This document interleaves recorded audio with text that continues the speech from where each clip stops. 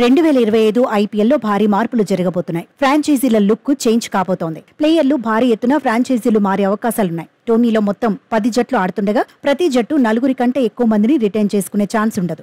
అంటే భారీ ఎత్తున వేలానికి ప్లేయర్లు రాబోతున్నారు. దీంతో ఫ్రాంచైజీలు కూడా పెద్ద ఎత్తునే కసరత్తు చేస్తున్నాయి. ఎవరిని అట్టి పెట్టుకోవాలి, ఎవరిని వదిలేయాలనే దానిపై తీవ్రంగా ఆలోచిస్తున్నాయి.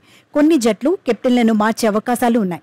రిషబ్ పంత్ ఈసారి ఫ్రాంచైజీ మారడం ఖాయంగా కనిపిస్తోంది. పంత్ను ఢిల్లీ క్యాపిటల్స్ విడిచిపెట్టే అవకాశాలున్నాయి. రిషబ్ను చెన్నై సూపర్ కింగ్స్ తీసుకునే ఛాన్స్ ఉందని ప్రచారం జరుగుతోంది.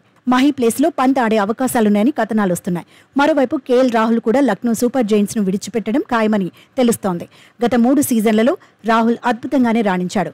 లక్నో కెప్టెన్ గా తనదైన ముద్ర వేశాడు. కానీ గత సీజన్లో ఫ్రాంచైజీ ఓనర్ ప్రవర్తనతో రాహుల్ హర్ట్ అయినట్టుగా కథనాలు వస్తున్నాయి. మైదానంలోనే కేఎల్ ను హెచ్చరించినట్టుగా మాట్లాడినందునే ఈసారి ఫ్రాంచైజీ మారుతున్నాడనే వాదన వినిపిస్తోంది. అయితే రాయల్ ఛాలెంజర్స్ బెంగళూరుకు రాహుల్ మారే అవకాశాలున్నాయి.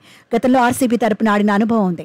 బెంగళూరు జట్లో చేరితే రాహులే కెప్టెన్ అని అభిమానులు ఫిక్స్ అయిపోతున్నారు. ఎందుకంటే ఆర్సీబీ కెప్టెన్ డూప్లిసిస్ వయసు 40 సంవత్సరాలు. ఫిట్ గానే ఉన్నాడు. బ్యాటింగ్లోనూ ఆకట్టుకుంటున్నాడు. కానీ 40 ఏళ్ల మార్కును టచ్ చేయడంతో మరో ప్లేయర్ను కెప్టెన్ గా ఎంపిక చేయాలని ఫ్రాంచైజీ భావిస్తున్నట్టుగా ప్రచారం జరుగుతోంది. రాహుల్ అయితే బెటర్ చాయిస్ అవుతాడనే నమ్మకంతో ఆర్సీబీ ఉందని తెలుస్తోంది.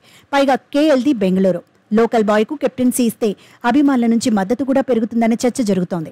రాయల్ ఛాలెంజర్స్ బెంగళూరు ఇంతవరకు టైటిల్ను అందుకోలేకపోయింది. కెప్టెన్లను మార్చినా కప్ డ్రీమ్ను మాత్రం నెరవేర్చుకోలేకపోయింది.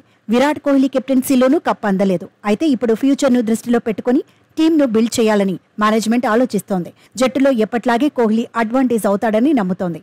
సరైన కెప్టెన్ను ఎంపిక చేసుకోవడము కీలకమే అని ఎక్స్పర్ట్స్ సూచిస్తున్నారు. మొత్తంగా సీఎస్కేకు పంత్, ఆర్సీబీకి రాహుల్ వెళ్లడం ఖాయమన్న వాదన మాత్రం గట్టిగా వినిపిస్తోంది.